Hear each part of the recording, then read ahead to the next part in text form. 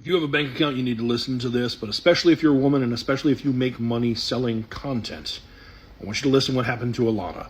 I got a letter today from Wells Fargo. We reviewed your account relationship, and as a result of this review, we will be closing your above referenced accounts.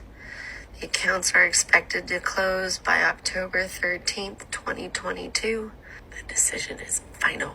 Alana's been with Wells Fargo for almost 30 years. All her accounts have money in them. She doesn't owe the bank any fees. She even checked on check systems to make sure she was in good standing, and she is. So when she called Wells Fargo to ask why, Wells Fargo has made a decision to close the account. So what qualifies as a business decision? It's a random. It's not random, I can promise you that, man. oh, business decision, but like she said, not random, because when she posted online about it, a ton of other women reached out to her who had received similar letters, many of whom had the same shutoff date. And you know what her and all of those women had in common?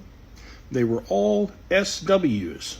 And some of those women hadn't even heard her story and reached out to her anyway. Do you know why? Because Alana happens to be the president of the Adult Performers Actors Guild. So women were reaching out to her as their union rep asking for help, only it's happening to her too. And when Rolling Stone looked into it, they found that it is happening to even more people than have contacted her. In fact, a friend of hers got the same letter, and she works as a real estate agent. She hasn't worked in the adult industry for almost 10 years, but she does get residual checks twice a year, and she's getting her accounts shut down too. Certain websites and platforms have made it possible for women and men to be entrepreneurs and make money that they couldn't have made otherwise. Single mothers able to provide a life for their children they couldn't otherwise.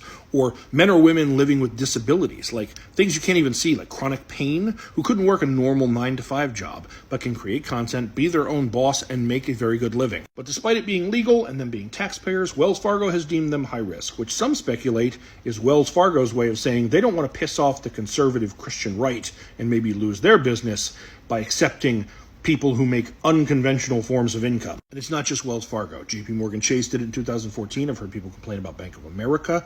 If you make money this way, I would suggest closing out your private bank account and moving it to a credit union.